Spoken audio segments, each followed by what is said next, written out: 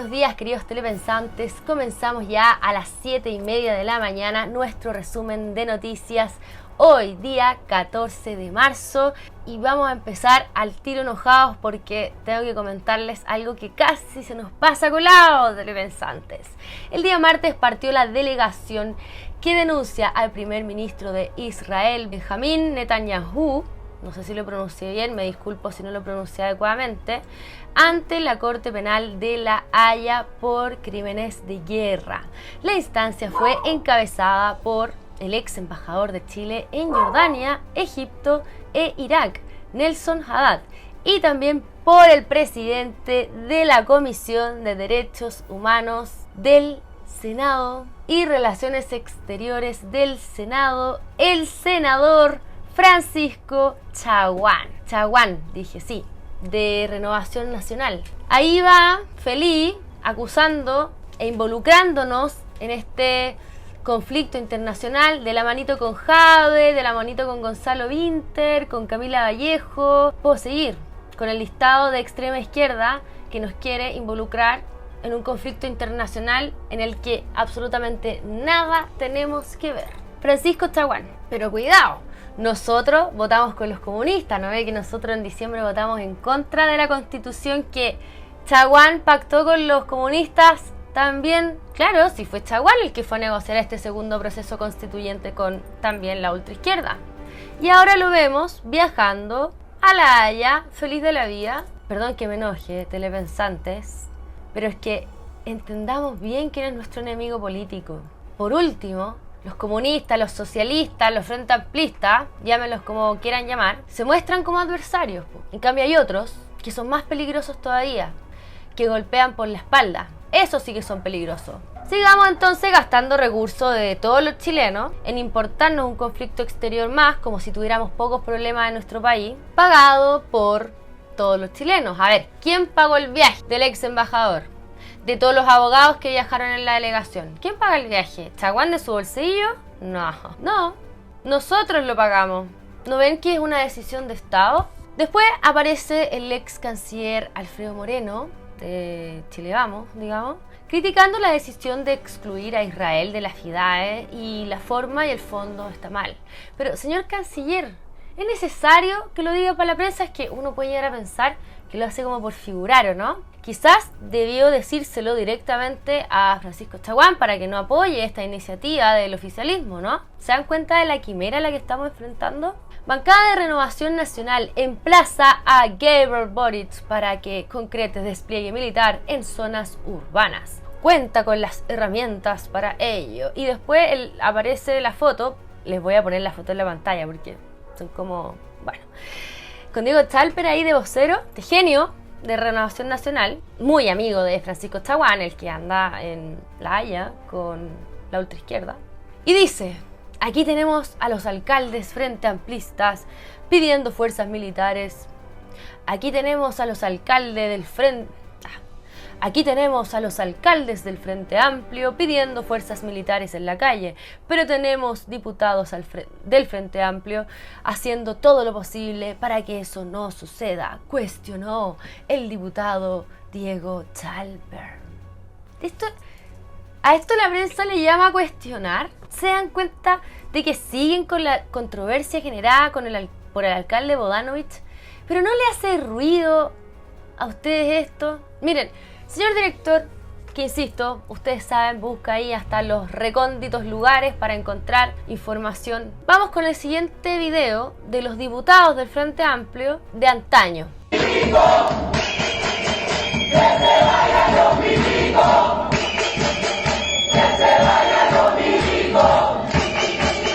¡Que se vayan los milicos! ¡Que se vayan los milicos! ¡El que nos salta el dictador! ¡El que nos salta el dictador! ¡El que nos salta el dictador! ¡El que nos salta el dictador! ¡El que nos salta el dictador! ¡El que nos salta el dictador! ¡El que nos salta el dictador! ¡El que nos salta el dictador! ¡El que nos salta el dictador! Ahí estaba Carol Cariola, Camila Vallejo y todo el grupete, ¿no? Eso así es como piensan. Entonces Diego Chalper se extraña, que los diputados digan que no quieren los militares en la calle. Pero no le extraña que cuando están en el poder, en el gobierno, cambien de posición. Diego Chalper, los mismos que están defendiendo permanentemente a Cuba, bueno, el castrochavismo, los mismos que viajaron a la dictadura de China el año pasado, o sea, no, Diego Chalper, no, en serio. Si alguno de ustedes telepensantes conoce a Diego Chalper, le mandan el video, por favor. ¿Hasta cuándo Chile Vamos se fabrica autogoles, si es que son realmente autogoles?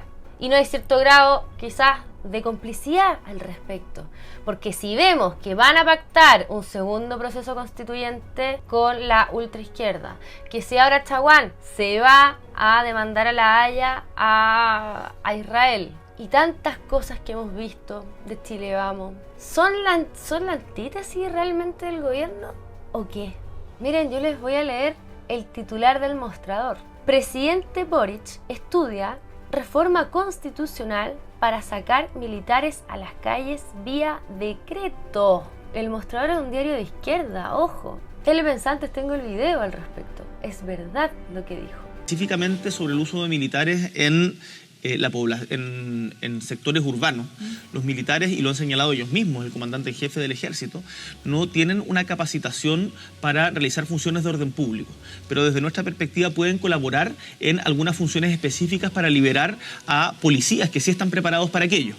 Eso requiere también modificaciones legales y yo no me cierro en ningún caso a poder disponer de esas herramientas, por ejemplo, mediante la ley de infraestructura crítica, es algo que tiene que ser discutido en el Congreso, pero a propósito... El Congreso se demora siempre. Siempre se demora y por eso nosotros estamos proponiendo y lo estamos conversando con los partidos algunos mecanismos que sean más rápidos, por ejemplo una reforma constitucional que nos habilite a hacerlo mediante decreto y que no tenga que pasar la discusión larga del Congreso, un decreto que sea transitorio, como lo que hicimos en las fronteras en la zona norte. Para que no tenga que pasar una larga discusión en el Congreso y hagamos toda esta gestión lo más rápido posible, antes de terminar quizás los últimos años de mandato. ¿Quiénes son los que vienen en Narnia? ¿El gobierno frente amplista, comunista, socialista? ¿O la derecha? Y después, como la izquierda juega a esto de las contradicciones, del caos y todas estas cosas, oximorones, ustedes saben, fíjense que aparece Carolina Toá también ayer, diciendo que no fue a pedir los militares el alcalde Bodanovich. Vamos a ver el video. No todos, no. Gran confusión. Pero a nivel político... Debieran saber, por lo menos. ¿Cuál es el sentido de ir a la Moneda a pedir militares sabiendo que todavía está la discusión en el Congreso? No, porque no fue a pedir militares. Pero fue lo que dijo. No, es que dijo varias cosas. Pidió tres cosas. Intervención en el campamento. Pero claro, también militares en la calle, sí, o sea, no es un invento ni una tergiversación. No, pero digo, no fue a eso. La gran parte de la reunión giró en torno a la importancia de estos operativos que se estaban haciendo, de hacer otro tipo de operativos también con foco más en el tema de armamento, de apoyar eso con trabajo más permanente que tiene que ver con ir viendo las respuestas a ese campamento, porque ese campamento hay que dar una solución a las personas que están ahí. Los campamentos en general están en terrenos no aptos para la vivienda, pero este es particularmente crítico, está debajo de una carretera, está en un lugar así muy, muy complejo. Entonces, todas esas cosas se hablaron en la reunión. Y entre medio se habló y sería bueno tener apoyo militar en momentos críticos, cómo va el proyecto, yo le comenté. O sea, no fue el centro de la reunión. Lo que pasa es que sí fue el centro de la noticia. Claro. Mucha gente dice que se le terminaría dando prioridad a extranjeros por sobre chilenos en términos habitacionales, de salud y educación. ¿Qué le puede responder a esa gente? No, eso no es efectivo. No es efectivo. Lo que pasa es que hay algunas obligaciones que Chile tiene, por ejemplo, con los niños. Cuando hay niños que están con familia en condición irregular, esos niños tienen derecho a ir a la educación. Y lo mismo con niños chilenos que puedan estar en otro país, siempre tienen derecho. No tienen prioridad, o sea, no pasan por encima de una familia chilena. Fue pedir eso nomás, ¿ven?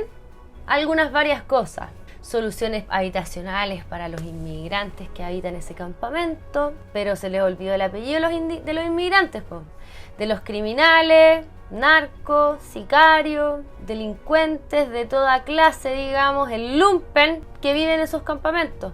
Soluciones habitacionales están buscando, claro. porque no vayan a violar sus derechos humanos, viviendo ahí debajo del puente, como dice Toa.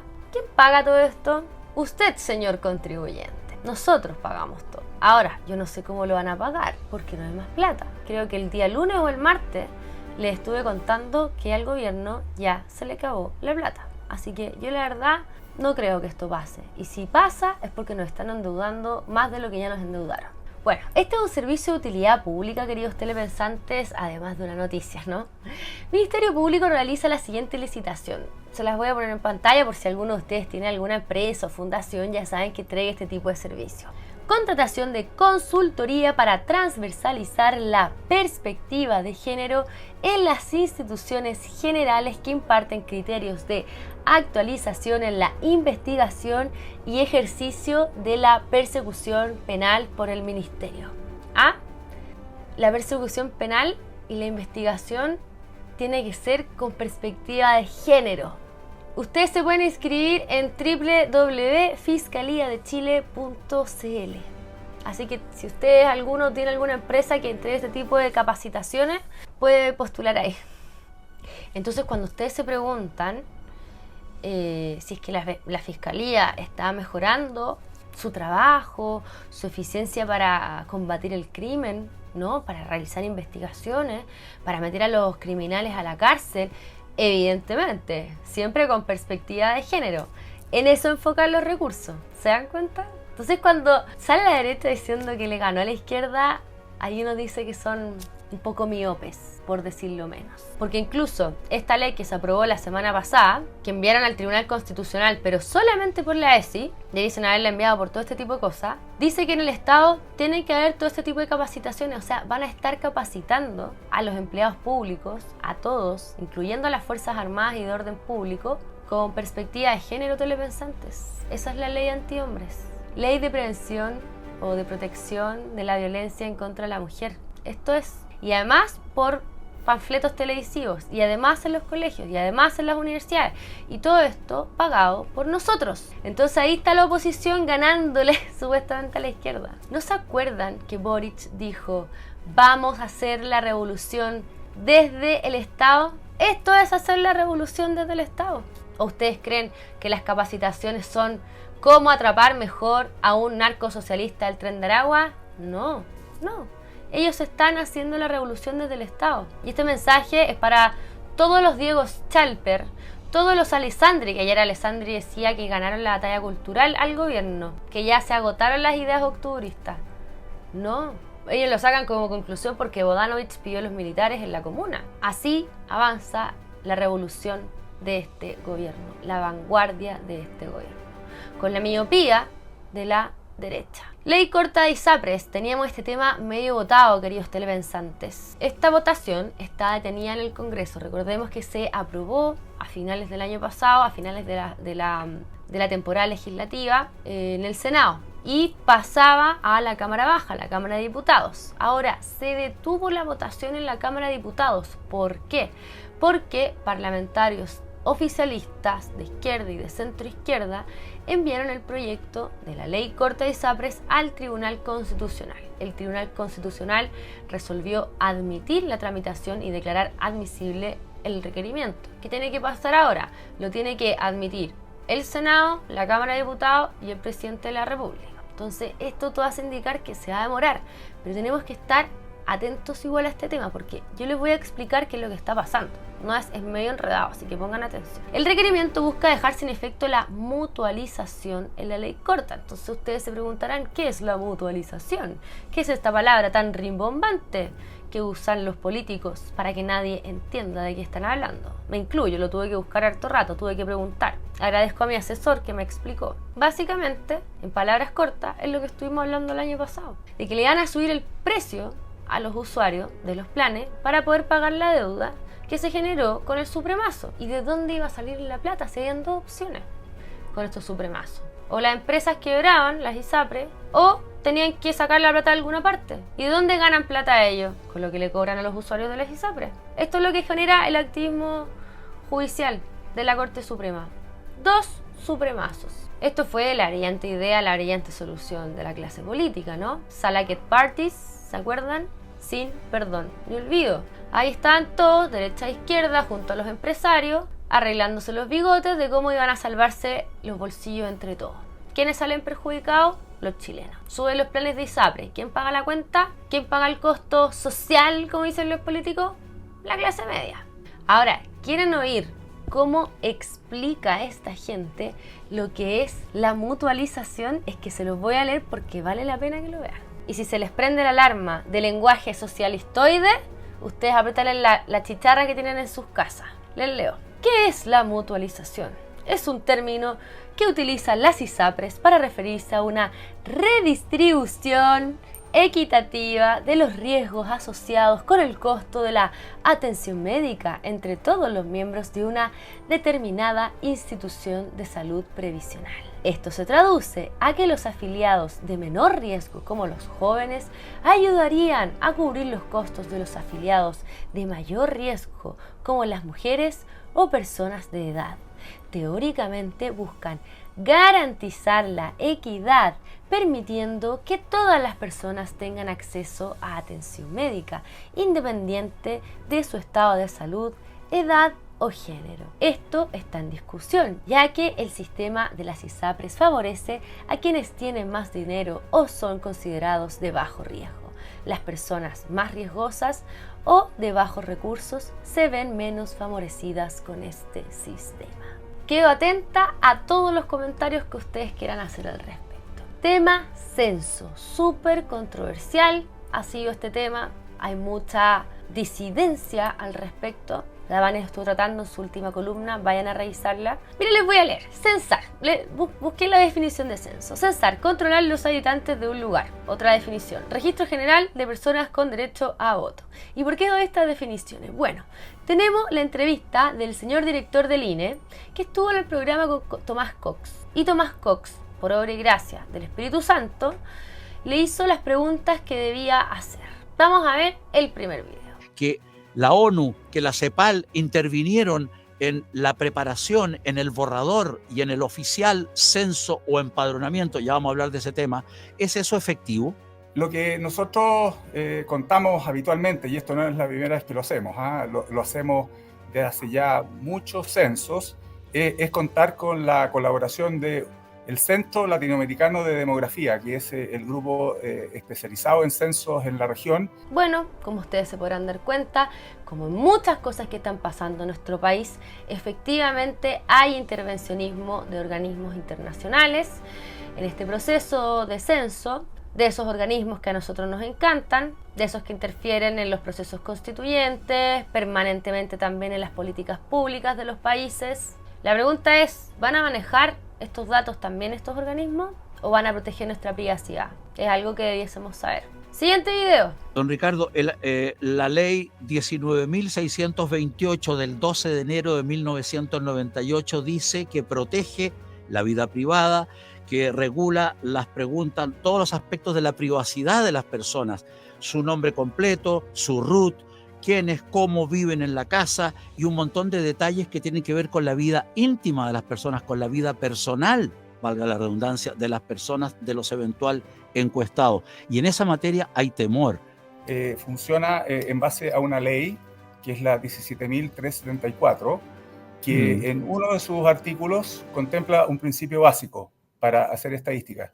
Ese principio básico es el denominado secreto estadístico, que establece que el INE, para efectos de hacer sus estadísticas, puede solicitar información a las personas, a las empresas, pero tiene que tener un resguardo muy importante, que es que estos datos que se obtienen y se levantan para fines estadísticos no pueden ser compartidos con organismos externos al INE, ya sea públicos o privados, y tiene el INE, por tanto, la obligación de resguardar la plena confidencialidad de los datos, de modo que en ningún caso el INE pueda difundir información estadística de personas. Él nos garantiza que nuestros datos no serán filtrados. Pero ya se nos olvidó que el año pasado hackearon a EMCO, Estado Mayor Conjunto de la Fuerza Armada, de la inteligencia de nuestro país. Información crítica de seguridad de Estado, digamos. Los hackearon. ¿Por qué no van a poder hackear nuestros datos? ¿Por qué no van a poder hackear el INE? Se trataron a robar los computadores del ministerio de Giorgio Jackson. ¿Se acuerdan? Uno de los ministerios que maneja más información, el Ministerio de Desarrollo Social, información personal de cada persona. ¿Debemos confiar en el Estado? ¿Debemos confiar en las garantías que nos da este burócrata, esta clase política? Siguiente video. Para generar buenas políticas públicas, que eso es lo otro importante. Esta información no se levanta para tener información almacenada y que no sirva efectivamente para los propósitos de una oficina estadística. El propósito último de la información que levantamos es tener una buena fotografía de la realidad del país y que, por lo tanto, a partir de esa realidad se puedan diseñar políticas adecuadas que vayan en beneficio de las personas que viven en regiones, que los que viven en comunas. Bueno, a ver, este gobierno y los anteriores no han sido capaces de demostrar la viabilidad de su existencia. ¿Para qué queremos un Estado si son incapaces de hacerse cargo de lo mínimo? Entonces, esto que vengan a hablar de que en realidad necesitan estos datos para poder tomar decisiones en relación a las políticas públicas y todo esto chamullo, si son incapaces de mantener las fronteras cerradas, de proteger nuestra soberanía, de proteger nuestra caminar tranquilo por la calle, nuestras libertades más esenciales, nuestra vida, nuestra propiedad, y van a tomar decisiones por nuestro bien. Por favor, ¿qué es esto? Tenemos que recordarles el Transantiago, las autopistas concesionadas. Ojo, yo no estoy en contra de las autopistas concesionadas, me encanta que sea privado, pero la reglín que hubo ahí es innegable. ¿Ellos van a tomar las mejores decisiones por nosotros? ¿En serio? Con licitaciones para capacitaciones en perspectiva de género en el Ministerio Público, que debiese estar encargado de perseguir a los narcos del Tren de Aragua, de los maras, de todos los carteles internacionales que están llegando, pero están preocupados de la capacitación de perspectiva de género, a vista y paciencia de la oposición, digamos. Oposición que viaja con el oficialismo a meternos en un conflicto internacional. ¿Cómo puede tener cara, señor Ricardo Vicuña? Creo que no había mencionado el nombre del director del INE. ¿Cómo puede tener cara, Ricardo, de venir a decirnos todo este tipo de cosas? A mentirnos en nuestra cara. ¿Puedo seguir? Puente Caucao, de los que toman las mejores decisiones por nosotros, supuestamente. Basta de creerle a estos burócratas que se supone que nos quieren solucionar la vida y tomar las mejores decisiones por nosotros, porque esto es falso, no hay ningún incentivo, mucho menos ahora, para que esto ocurra. Lo mejor que nos puede pasar es que deje de interferir nuestras vidas y que respeten el proyecto de vida de cada persona, y nuestra privacidad y nuestras libertades. Miren cómo le baja el perfil en la siguiente pregunta. Don Ricardo, nadie va a abrir la puerta. Por eso, entonces tenemos esa... Por ejemplo, perdón, Ricardo, pregunta como por ejemplo, el nombre completo, el RUT, ¿tiene familiares en las Fuerzas Armadas? ¿Tiene familiares militares? ¿De qué estamos hablando, don Ricardo? Nosotros de partida no preguntamos RUT, así que descartemos esa mala información. El censo no pregunta RUT. Así como en la farmacia, que a todo el mundo le preguntan el RUT, usted se habrá dado cuenta, me imagino que uno cuando va a comprar un remedio le preguntan el RUT. Nosotros en el censo no preguntamos el RUT, ¿ya? En segundo lugar, cuando uno habla de nombre, bueno, el nombre se pregunta al menos desde el año 52. En varios censos se ha preguntado de esta forma, entonces no es primera vez que estemos preguntando el nombre. Hay preguntas, por ejemplo, relacionadas con el nivel de educación que tiene la población. Entonces, dentro de esas posibilidades, hay gente que ha ido a un instituto técnico, hay otras personas que han ido a la universidad y hay oficiales que han hecho su educación en las Fuerzas Armadas y, por lo tanto, si nosotros queremos tener un barrido de la educación del país, de la población, tenemos que tener esa posibilidad para que las personas que hayan tenido esa educación, que es muy importante, que hay muchísimas personas que se han beneficiado de esa educación, puedan simplemente reportar que han tenido esa educación. Falso. Esto no es verdad. Nunca se había preguntado datos personales en un censo. Esto es primera vez que ocurra.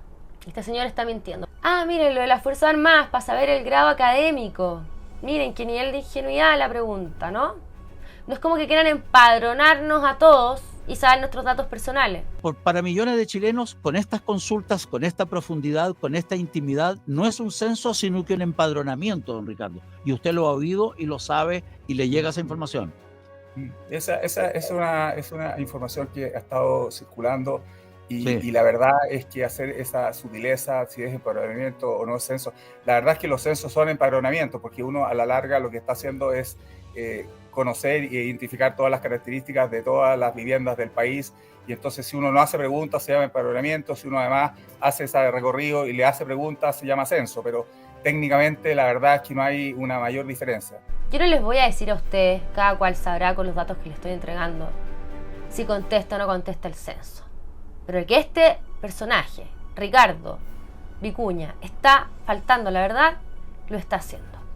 ¿Cómo se le puede llegar a ocurrir que un censo es un empadronamiento? Esto es falso, está mintiendo. Yo ingresé, todos pueden hacerlo, a la Biblioteca Nacional del Congreso, busqué la ley del censo, ley 17.374, fija nuevo texto refundido, coordinado y actualizado del decreto fuerza de ley número 313 de 1960, que aprobará la ley orgánica, Dirección Estadística y Censo, y crea el Instituto Nacional de Estadística. Usted puede buscarlo cualquiera, esto es de libre acceso, digamos. La palabra padrón no sale en ninguna parte, señor. Tampoco empadronamiento. Entonces ya de partida la ley no habla ni de padrón ni de empadronamiento. La ley del censo. Acá se habla de análisis estadísticos de la población. Estadísticos. Análisis estadísticos. No empadronamiento. No padrón. Padrón será el padrón electoral, que es para otras cosas. No datos específicos de las personas con las cuales tú vives, el RUT.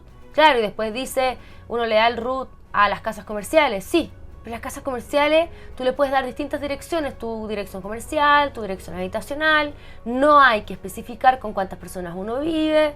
No es lo mismo. Porque fíjense que el censo hasta incluye a los menores de edad con los que uno vive. Y nombre y de todo. Y mientras tanto la oposición en silencio. ¿Qué más nos queda? Yo estuve leyendo ayer una columna que publicó en el Libro recientemente, muy autocomplaciente, de cómo la derecha ha derrotado el gobierno. Porque claro, se ve poco probable que el gobierno logre pasar una reforma tributaria, en particular este proyecto de ley. Se ve poco probable, pero yo no lo descarto completamente en realidad. Y entonces aquí uno se pregunta, ¿y todo el resto de los goles que les ha pasado el gobierno a la derecha? Miren cómo se están gastando la plata en reeducar a la población, como en los campos de concentración, en perspectiva de género, una de las puntas de lanza de esta agenda progresista. Y la derecha como que siente que va ganando, porque la aprobación de Boric ha bajado. Si a Boric no le importa a la población. Luego, la población adoctrinada en ideología de género, en ecologismo, en feminismo, van votando por los frente amplistas, po, si ya están reeducados. Entonces, como que Chile Vamos ni siquiera lo hace por cuidar su capital político por último, po.